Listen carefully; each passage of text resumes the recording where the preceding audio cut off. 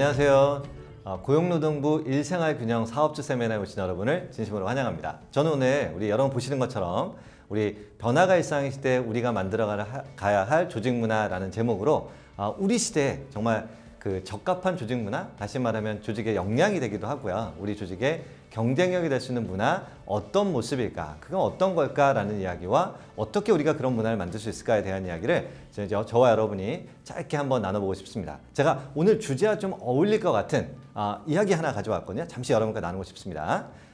아마 여러분 이런 그림들 많이 보셨을 거예요. 보통 이제 시대라는 것들을 개념적으로 좀 나누고 뭐 거기 각각의 시대별로 어떤 것들이 맞나 이런 얘기를 우리가 자주 하는데 굉장히 익숙하실 거라는 생각이 들어요. 그래서 우리 문화라는 관점에서 한번 이야기해 봤으면 좋겠습니다. 먼저 제가 산업화 시대, 정보화 시대 뭐 이렇게 구분을 좀 해봤는데 물론 먼저 산업화 시대부터 잠깐 보시죠. 우리 산업화 시대라고 하면 보통 이제 학자들은 좀 다르긴 합니다만 보통의 경우에 1900년대 중반까지를 우리가 산업화 시대라고 하거든요. 그래서 우리 산업화 시대에 적합한 조직 문화, 다시 말하면 우리 조직의 역량이 되고 경쟁력이 될 수 있는 그런 문화라고 하면 어떤 문화를 만드는 거였을까요?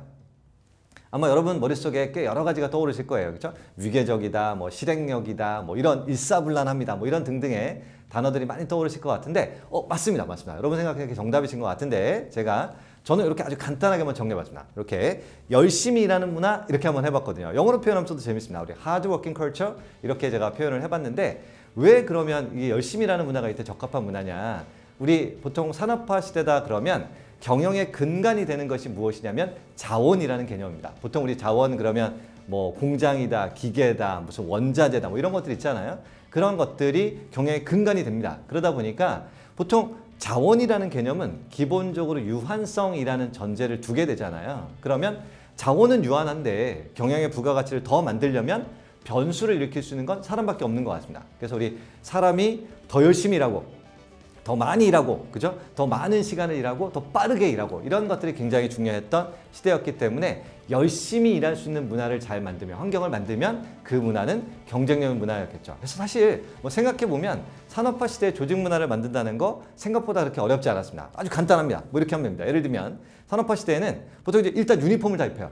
유니폼을 다 입히고 그리고 어떻게 합니까? 우리 1년에 한 2번 정도 그죠? 우리 대동제 같은 거 하면 으쌰으쌰 해지고 그럼 실행력 높아지고 좋은 문화 이런 느낌의 문화들을 강한 문화 이런 거 만들 수 있었던 것 같아요. 자 이제 산업화 시대가 끝나고 우리가 흔히 얘기하는 정보화 시대라는 단계로 옮겨옵니다. 그러니까 정보화 시대는 여러분 뭐 이렇게 학자마다 이것도 개념들이 다르긴 합니다만 보통의 경우에는 2010년 전후까지를 우리가 흔히 얘기해서 정보화 시대다 이런 표현을 쓰게 됩니다. 그럼 우리 정보화 시대에는 그러면 열심히 일하는 게 필요 없다는 뜻은 아니에요. 열심히 필요하지만 열심히 일하는 문화만으로 좀 부족합니다. 한 단계 좀 넘어서야 하거든요. 정보화 시대에 적합한 조직 문화 어떤 문화였을까요? 아마 이것 또한 뭐 여러분들 머릿속에 많은 것들이 떠오르실 거예요. 그렇죠? 우리 뭐 수평적 소통이니 뭐 우리 흔히 이야기하는 합리적으로 일하니 뭐 스마트하게 일한다는 등 그런 단어들이 굉장히 많이 떠오르실 텐데 맞습니다. 여러분의 머리에 떠오르시는 그런 내용들이 정답일 것 같고요. 저는 뭐 좀 연결고리를 만들어서 이렇게 한번 해봤어요. 저는 한국말로 표현으로 제대로 일하는 문화 이렇게 한번 해봤습니다. 여러분 생각하시는 건 같은 내용일 거예요. 그죠? 하드워킹을 넘어서 스마트워킹 하는 것들이 필요한 그런 시대가 우리 정보화 시대다 이렇게 이야기할 수 있을 것 같아요. 왜 스마트하게 일해야 되냐? 왜 제대로 일을 할 수 있어야 하느냐? 정보화 시대의 경영의 근간은 기본적으로 정보잖아요. 그죠? 정보라는 자원을 어떻게 우리가 활용하느냐? 정보라는 정보를 어떻게 만들어내고 생성해내고 같이 공유하고 또 재해석하고 이런 것들이 굉장히 중요해지기 시작합니다. 근데 그러다 보면 이 정보가 제대로 소통되고 유통되려면 기본적으로 우리 조금 전에 얘기했던 것처럼 수평적인 소통이 있어야 되고 위계적이거나 이러거나 딱딱한 조직 문화에서 굉장히 쉽지 않은 거죠. 그래서 제대로 일하는 문화를 만든다는 건 이제 그런 것들을 이야기합니다. 어쩌면 우리가 문화하면 툭하면 얘기하는 수평적 소통이 필요해 뭐 이런 얘기들은 살짝 지난 얘기일 수도 있겠다 뭐 이런 생각이 살짝 들긴 하네요. 그렇죠? 자 이제 우리 다음 단계 넘어옵니다. 다음 단계 넘어오면 제가 이름은 일단은 지금 우리가 저와 여러분이 함께 하고 있는 지금이니까 우리 변화가 일상의 시대 이렇게 한번 해봤습니다. 이름을 딱히 정하기는 애매해서 자 그렇다면 변화가 일상의 시대는 열심히 일하는 거 필요 없다는 거 아니에요? 필요해요. 필요하지만 그거 좀 부족하고 제대로 일하는 거 중요합니다. 그거 충분하지 않은 것 같습니다. 이제 우리는 어떻게 일하는 문화가 되어야 할까요? 여러분 어떻게 생각하십니까? 요거는 아마 좀 다양한 생각들, 다양한 어프로치를 하실 것 같으세요. 우리 뭐 창조적으로 일해야 되지 않을까? 몰입하면서 일해야 되지 않을까? 뭐 등등등 여러 가지 생각할 수 있을 것 같아요. 그런 게 필요한 것 같습니다. 왜? 아시는 것처럼 우리 변화가 일상의 시대란 지금 이 순간은 변화란 자체가 너무 동시다발적으로 많이 일어나다 보니까 우리가 그 변화가 일어나는지 잘 느끼지도 못하고 인지하지도 못하는 그런 시대에 살고 있는 것 같아요. 그럼 우리가 해야 되는 일은 어떻게 보면 이런 거겠죠. 변화가 다가왔을 때, 그죠? 우리 조직과 개인이 빠르고 민첩하게 그 변화에 적응해서, 그죠? 변화에 편안하게 일할 수 있어야 하고, 또 때로는 우리 조직이 충분히 유연해서 우리 조직 안에서 새로운 변화를 만들어낼 수 있는 환경, 그런 것들이 돼야 되지 않을까 그런 생각이 좀 듭니다. 그래서 제가 그거를 이렇게 우리말로 이렇게 한번 적어봤습니다. 제가 애자일하게 일하는 문화 이렇게 한번 해봤거든요. 그래서 애자일 워킹 컬처 이렇게 한번 해봤습니다. 그런데 참 많이 듣는 말이잖아요, 요즘에. 애자일 해야 된다, 뭐 이런 얘기 정말 많이 하는데, 그럼 애자일하게 일한다라는 거는 어떤 걸까? 그죠? 그런 느낌이 살짝 듭니다. 그래서 그럼 우리 애자일하게 일한다는 거, 어떻게 일을 하는 거가 그야말로 변화에 민첩하게 대응할 수 있고, 그죠? 우리한 충분한 유연성을 통해서 새로운 걸 만들어낼 수 있을까? 어떤 모습일까? 애자일하게 일한다는 건 무엇일까? 제가 잠깐 이것저것 찾아보다가 영국의 한 기관에서 아주 멋지게 정리한 내용이 있어서 여러분께 하나 가져왔습니다. 여기 보시면 이렇게 정의하고 있습니다. 애자일하게 일한다는 것은 첫째, 조직 시스템의 유연성을 최대한 확보하고 제약을 최소화하며 그리고 개인의 선택과 주도성을 촉진함으로써 구성원 개개인이 본연의 의지와 역량을 스스로 최적화해 나가며 일하는 것 이렇게 되어 있는데 뭐 사실 굉장히 어려운 말 같지만 되게 단순한 이야기일 수 있습니다. 그렇죠? 우리 맨 위에 보시는 것처럼 조직의 시스템의 유연성을 최대화하고 제약 조건을 최소화한다 이런 부분들은 뭐 이런 것 같아요. 그죠? 우리를 일하고 있는 환경들을 유동성을 만드는 거죠. 그죠? 우리 뭐 조직 구조를 유연성 있게 만들고 어떤 인원의 자원의 활용을 유동성을 만들어가고 이런 노력들일 텐데 이걸 뭐 단순하고 작게 생각하면 이런 것 같아요. 작은 걸로는 우리 일할 때 우리 그죠? 자율복장 해보자 뭐 이런 것도 제도적인 틀인데 뭐 이런 것들일 수 있고 조금 더 구체적으로 들어가면 조직 구조를 완벽하게 수평화해 나간다든가 인사체계를 바꾼다든가 뭐 이런 것들도 여기에 해당되는 내용일 수 있는 것 같습니다. 그리고 오늘의 주제는 우리 세미나의 주제였던 일과 생활 균형이라는 관점에서 보면 어떻게 보면 재택근무를 한다. 그죠? 그죠? 뭐 자율 출퇴근 시간제를 한다. 뭐 등등등 이런 우리 유연근무제 같은 것들이 어떻게 보면 여기 위에서 얘기하는 이런 것들을 만들어가는 이제 하드웨어적인 바깥쪽의 모습인 것 같습니다. 근데 사실 그게 조직 구조를 뭐 수평화해 나가는 작업이 됐던 아니면 뭐 IT 시스템을 유연하게 만들어가든 이런 것들 그리고 우리가 유연근무제를 도입하는 방법 이런 것들은 눈에 보이는 것들이에요. 그죠? 그래서 아마 많은 리더들께서 우리 조직의 많은 리더들께서 굉장히 고민도 많이 하시고 실제로 많이 하고 있는 일이 아닐까 그런 생각이 좀 듭니다. 그래서 오늘 저는 이 내용은 너무 잘 아시는 내용이니까 이거보다 요 아랫부분을 한번 생각해 봤으면 좋겠어요. 우리가 개인의 선택과 주도성을 촉진함으로써 구성원 개개인이 본연의 의지와 자신이 갖고 있는 의지와 역량을 스스로 최대치 항상 최고의 수준으로 만들어서 일할 수 있게 한다는 건 일하고 있는다는 건 어떤 걸까? 바로 이 부분이 우리가 조직 문화라는 관점에서 조금 이야기를 해봐야 되는 부분이 아닌가 그런 생각이 좀 듭니다. 만일에 아까 조금 전에 얘기했던 우리가 위에서 얘기했던 우리 유연근무제 같은 거 한다고 한번 상상을 해볼게요. 우리가 뭐 재택근무를 해요. 그렇죠? 자율 출퇴근을 해요. 뭐 예를 들면 선택근무를 하고 있는 거예요. 그런데 만일에 그런 환경에 있는 우리 구성원들이 스스로 자기 선택하지 않고 주도적으로 일하지 않고 그렇게 할 수 없는 환경이고 그리고 자기가 갖고 있는 일에 대한 어떤 생각이나 역량들을 스스로 발현하려고 하고 있지 못하다면 그런 환경이 된다면 사실 위쪽에 보이는 것들이 아무리 유연의 협성이 확보되고 아무리 좋은 뭐 유연근무제 같은 것들이 도입된다 하더라도 그게 조직의 역량으로 연결되는 건 거의 불가능할 것 같아요. 그래서 어떻게 보면 위쪽 부분들은 우리가 직접 일로서 챙겨야 한다면 지금 이야기하는 개인의 선택과 주도성을 촉진하는 활동들, 그죠? 늘 언제나 나 스스로 나의 의지와 역량을 최고치로 만들어서 일하려고 하는 태도를 갖는 거 이런 것들은 정말 우리가 많은 고민을 해야 되지 않을까. 어떻게 문화를 만들어내면 우리 구성원들이 이런 것들이 가능할까. 그런 이야기 한번 해보고 싶은데요. 제가 오늘 이 자리에서 가장 근본이 되는 우리가 스스로 선택과 주도성을 발휘할 수 있게 하는, 그렇죠? 그렇게 하는 것에 대한 가장 근본적인 이야기들을 한두 가지만 여러분께 잠깐 소개하고자 합니다. 첫 번째 이야기부터 한번 해보겠습니다. 첫 번째, 우리 구성원들이 선택과 주도성을 촉진하기 위해서 우리 조직에 어떤 것들이 필요할까? 첫 번째 이야기입니다. 첫 번째 이야기. 자, 제가 잠시 이야기 속으로 한번 들어가면 좋겠는데요. 미국의 한 이제 학교에서 그 20개월 정도 된 아이들을 데리고 이렇게 실험을 좀 했습니다. 그래서 보통 우리가 아이들이 20개월 정도 되면 여러분 20개월 아이들이 어떤 특성이 좀 있나요?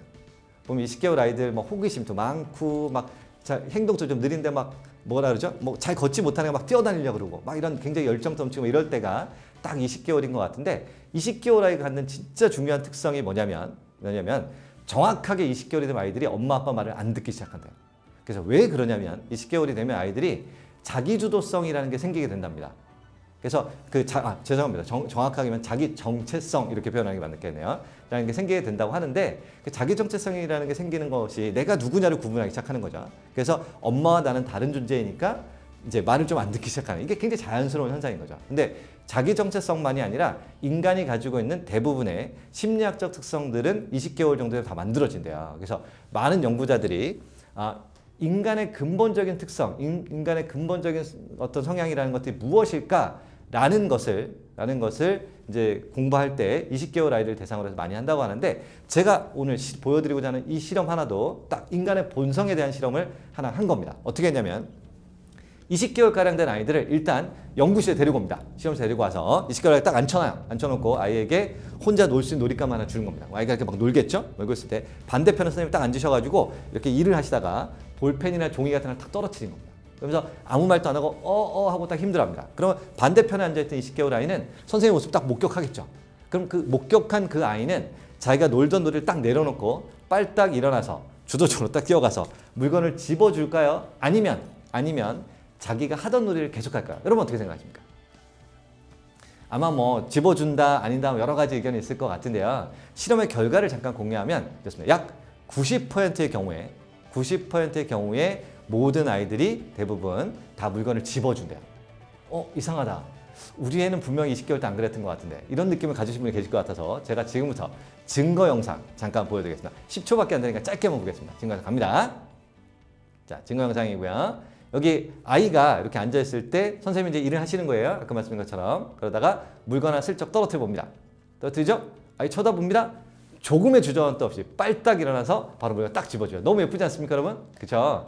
너무 예쁩니다. 그죠? 너무 예쁜 것 같습니다. 자, 이렇게 아이가 이렇게 물건을 딱 집어주는데 사실 이런 것 같아요. 그러니까 오늘 이야기의 주제가 인간은 태어날 때부터 근본적으로 착한 사람이다, 악하다 뭐 이런 얘기가 아니잖아요. 그죠? 그게 아니라 우리가 어떻게 하면 자신의 선택과 주도성이라는 것을 촉진할 수 있을까? 이 이야기를 저희가 하고 있잖아요. 그죠? 그럼 이 아이는 누구도 시키지 않았는데 너무나 아름답고 좋은 행동을 했어요. 그죠? 자기 선택, 자기 주도성을 발휘했거든요. 그래서 오늘은 이 아이가 이렇게 90%씩이나 한다는 것은 너무너무 잘하는 거거든요.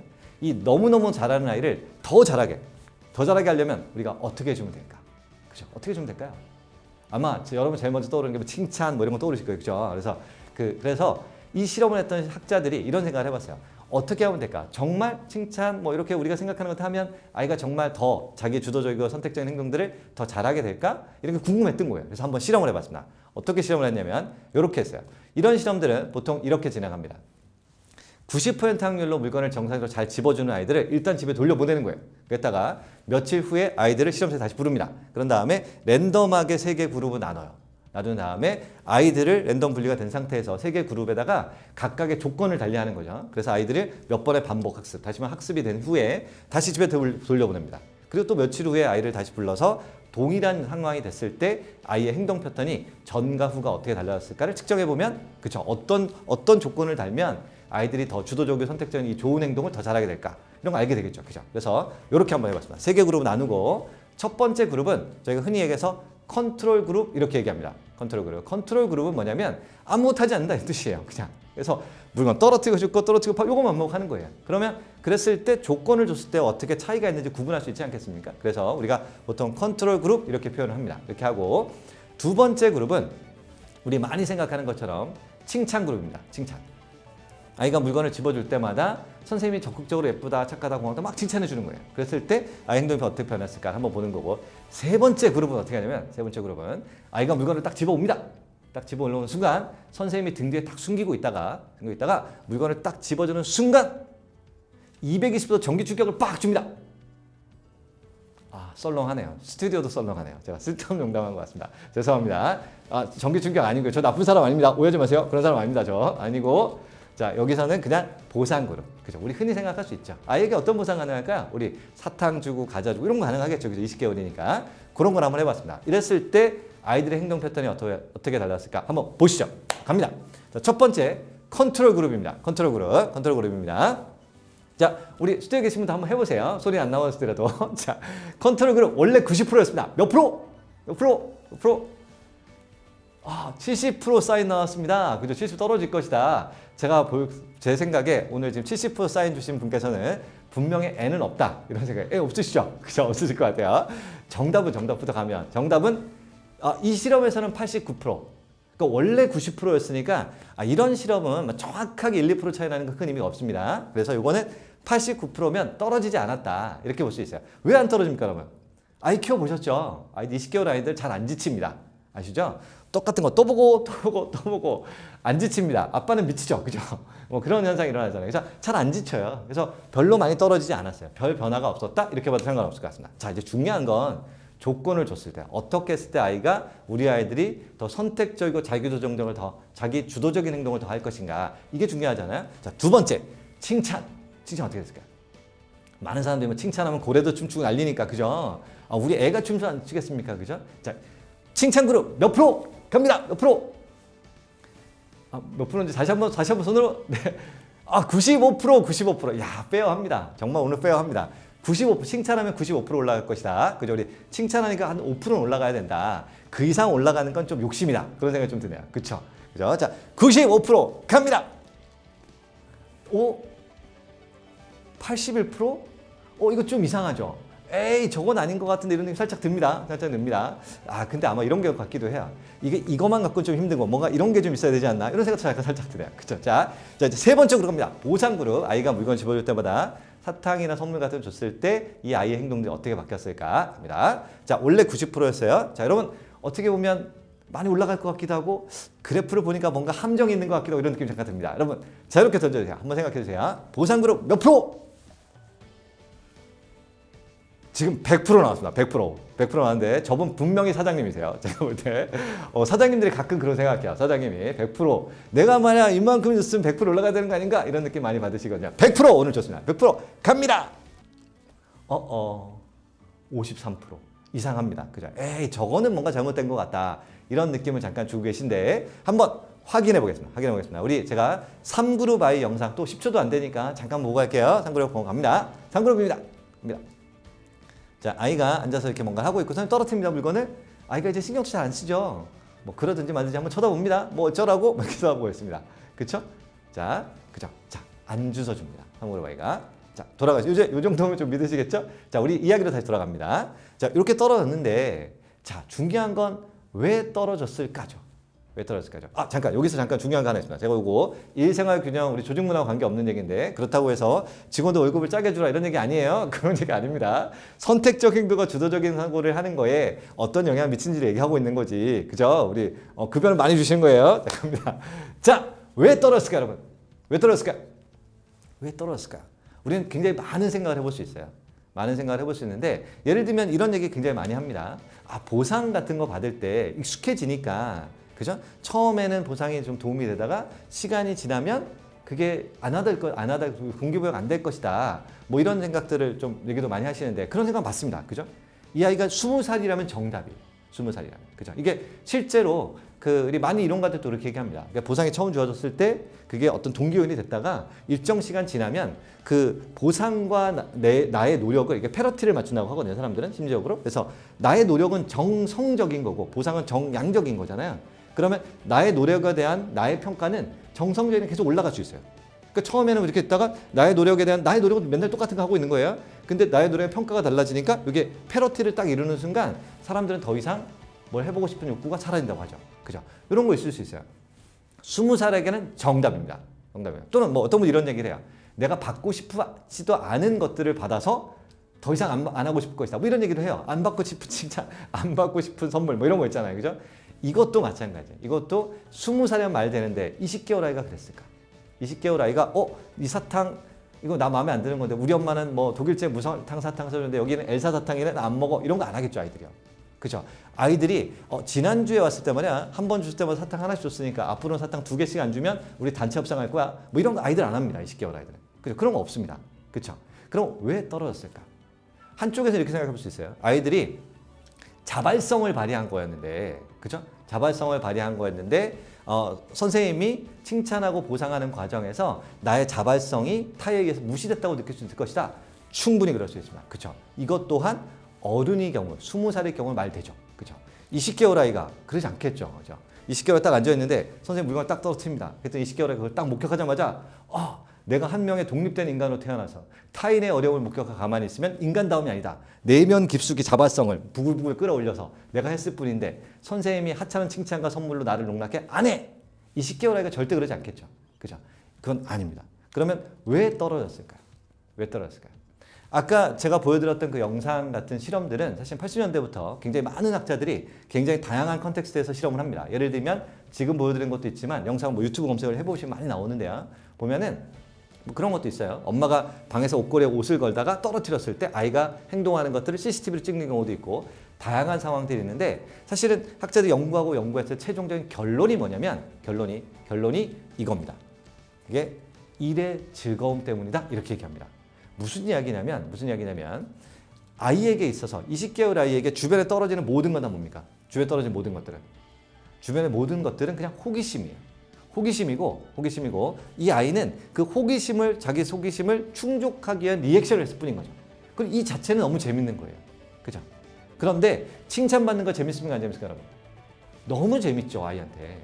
선물 받고 사탕 받는 거 재밌습니까? 안 재밌습니까? 너무 신나죠. 그죠?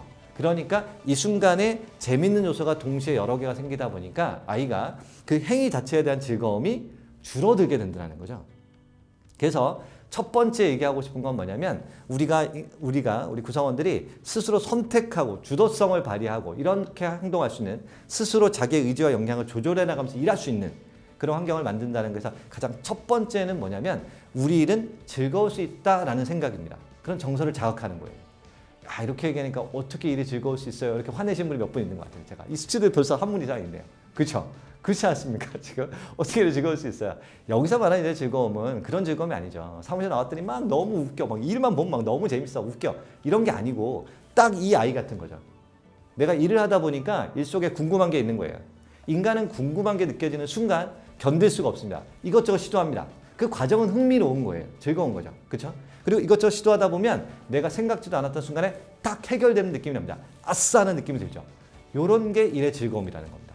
그래서 우리 일은 그런 일이다. 여러분이 하시는 일, 여러분의 회사가 하는 일들은 이런 일입니까? 이런 일이죠. 그렇죠? 늘 새로운 챌린지가 있고 새로운 변화가 있고 새로운 시도가 있고 그렇죠? 늘 항상 일은 흥미롭고 호기심을 발현하고 호기심을 실현하기 위해 이거 시도할 수 있는 겁니다.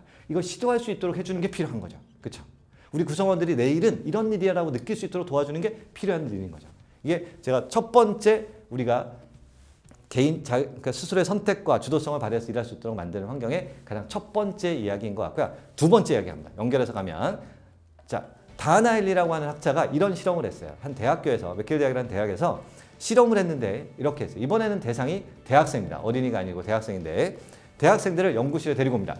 그리고 대학생들 데리고 올 때 일단 시간당 페이를 꽤 많이 줍니다. 시간당 페이를 많이 준다는 뜻은 단순히 뭐 막 엄청난 비싼 돈을 준다는 게 아니라 뭐 편의점 알바하면 10,000원 받으면 한 20,000원 이렇게 주면 학생들이 너무 좋은 거잖아요. 그 정도를 줍니다. 왜 시간당 페이를 많이 주냐면 시간당 페이 때문에 돈 때문에 학생들의 바이어스가 생기지 않도록 충분한 정도를 주는 겁니다. 이렇게 주고 실험실에 들어온 아이들에게 이렇게 해요. 레고 블록이 이 화면에 보는 것처럼 조그만 봉지에 들어서 이렇게 만들면 2, 3분이면 금방 만들 수 있는 그런 레고들이 있거든요. 그런 레고를 딱 줍니다. 그런 다음에 이렇게 얘기를 해요. 실험자가 요거 만드시면 제가 3불 드리겠습니다. 만드셨습니까? 이렇게 딱 물어봅니다. 그러면 이 학생들은 만들까요? 안 만들까요? 당연히 만들겠죠. 딱 만듭니다. 만들어진 레고를 박스에 딱 집어넣습니다. 그리고 두 번째 레고를 학생한테 딱 줘요. 그러면서 이번에 이 레고를 만드시면 제가 2불 80센트 드릴 테니까 만드셨습니까? 물어봅니다. 학생은 또 만들겠죠. 또 받아서 박스에 넣습니다. 이렇게 주고 만들면 박스에 넣고 만들고 하면서 금액을 조금 깎아 내려갑니다. 이렇게 했을 때 이 실험을 했는데 이 실험에서 학생들은 여기 실험에 들어온 학생들은 레고 블록을 언제까지 또는 몇 개까지 만들까요, 여러분? 아마 10개, 15개 뭐 여러 가지가 나올 겁니다. 정답은 주는 족족 다 만든답니다. 왜? 이 친구들은 시간당 페이 받고 들어왔으니까요. 그냥 주는 족 시키는 거 다 하는 거예요. 우리 구성원도 마찬가지예요. 그렇죠? 우리 계약하고 들어왔으니까 회사 시키는 다 하는 거예요. 이게 핵심이 아니죠. 조금 전에 제가 우리 일은 즐거운 일이다. 내가 흥미롭고 호기심을 발휘하고 이걸 시도할 수 있고 작지만 성취할 수 있는 일이고 이런 느낌들이 있어야 된다는 얘기를 제가 했었는데 사실 이 실험의 핵심은 바로 그거였어요. 이 실험에 들어온 학생들이 이 레고를 만드는 일을 즐겁게 하느냐를 측정해봤는데 어떻게 봤냐면 CCTV를 딱 달아서 얼굴에 표정을 찍습니다. 아이들의. 학생들 표정을 찍는데 학생들이 만들겠습니까? 하는 질문에서 네 만들겠습니다 할 때 표정을 딱 보면 이 사람이 정말 좋아서 하는지 아니면 하기 싫은데 하는지 티가 나겠죠. 그죠? 그래서 이렇게 딱 진행을 해봤는데 이렇게 해봤어요. 이거를 두 개 그룹 나눴습니다. 하나는 일반 그룹, 다른 하나는 시지프스 그룹 이렇게 얘기합니다. 그래서 일반 그룹은 어떻게 하냐면 레고를 만듭니다. 만들면 박스에 넣고 레고를 만들면 박스에 넣고 이렇게 한번 실험을 해봤고요. 그리고 시지프스 그룹은 레고를 만듭니다. 두 번째 레고를 줘요. 여러분 레고 만드는 척 한번 해보세요. 여러분 화면 보시면서 만들고 어우 너무 잘하시네요. 만들고 계시잖아요. 만들고 계시면 실험자가 두 번째 레고를 만들 때 이분이 당시 첫 번째 만든 레고를 같은 속도로 분해하는 거예요. 이렇게요. 분해. 좀 재수 없죠, 여러분. 그쵸? 자, 요렇게 했을 때 학생들이 기분 좋게 레고를 만든 숫자가 어떻게 차이 났을까? 이건 좀 너무 뻔합니다. 그쵸? 똑같은 일이라도 눈앞에서 기분 나쁘면 하기 싫어지잖아요. 그쵸? 그래서 개수가 일반 그룹은 11개, 시지프스는 7개, 한 30% 정도 차이가 난 거예요. 근데 중요한 건 그 다음인데 이 다나엘덴 학자가 이런 실험을 해봤습니다. 분석을 해봤는데 학생들이 실험에 들어올 때 이렇게 했어요. 설문을 하는 거죠. 당신은 평소에 레고 만드는 걸 좋아하세요? 퀘스천. 그죠? 하겠죠? 그러면 1점부터 7점까지 매깁니다.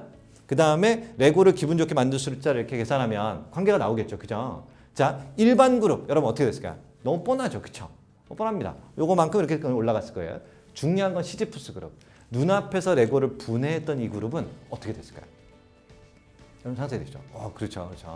이 그룹은 다나엘리가 아무리 분석해도 레고를 평소에 좋아하는 정도와 레고를 즐겁게 만든 숫자의 관계는 도저히 찾을 수가 없었다 이렇게 얘기합니다. 그래서 두 번째 중요한 건 뭐냐면 내가 하는 일, 우리 회사가 또는 내 팀이 하는 일이 뭔가 가치 있다, 의미 있다라는 정서를 만들어가는 게 가장 중요하지 않나 이런 생각이 듭니다. 그래서 다시 말하면 무슨 얘기냐면 내가 그 일을 좋아하는 게 가장 중요하다는 얘기를 제가 했는데 그 일을 좋아한다 손 치더라도 그 일이 흥미롭고 작은 성취감이 있고 막 뭔가 이렇게 풀어가는 느낌이 있고 뭔가 신나는 일이에요. 그래서 그렇다 손 치더라도 그 일이 내 눈앞에서 무가치하다고 느껴지면 일의 즐거움 어떻게 됩니까? 푹 사라져 버린다는 겁니다.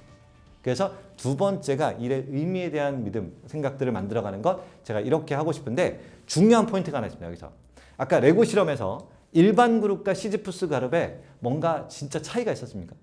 차이가 있었나요 혹시? 사실은 일반 그룹과 시지프스 그룹은 전혀 차이가 없어요. 레고를 박스에 담으면 어떻게 합니까? 우리 나중에 분해하잖아요. 또 만드는 거잖아요. 그게 레고라는 본성 아닙니까? 근데 대학생이 박스에 넣으면 고귀한 가치가 있고 그죠? 내가 하는 일을 엄청난 가치를 만들었어 이러고 눈앞에서 분해하면 내가 했지 무가 가치해 이렇게 판각할 정도로 멍청한 대학생은 한 명도 없습니다. 그죠? 중요한 건 뭐예요? 지금 이 순간에 우리가 공감하는 정서인 거죠. 그죠? 그래서 이 순간에 내가 하는 일들이 즐겁다는 게 가장 중요하고 그 두 번째가 의미 있다, 무가치한 일이 아니다라는 느낌들을 만들어내는 것 이런 게 중요하지 않을까 그런 생각이 듭니다. 그래서 제가 정리하면 변화가 일상의 시대 우리가 해야 될 조직 문화 가장 중요한 시작은 우리 구성원들이 스스로 선택하고 주도권을 발휘할 수 있도록 하는 것들이 결국 우리 시대에 만들어갈 문화의 모습이고 그게 애자일하게 일하는 모습일 텐데 그 시작점은 그 무엇보다도 우리가 하는 일, 내가 하는 일들은 즐겁고 의미 있는 일이라는 조직의 정서를 우리 조직에 당연한 것으로 느낄 수 있는 분위기를 만들어가는 노력이 아닐까 그런 생각이 오늘 참여하신 많은 리더님들을 통해서 우리 조직에 일하시는 많은 분들이 우리 구성원들이 더 행복하게 일하고 또 탁월한 성취를 읽어가는 멋진 조직 문화를 만들어가기를 기원하겠습니다. 감사합니다.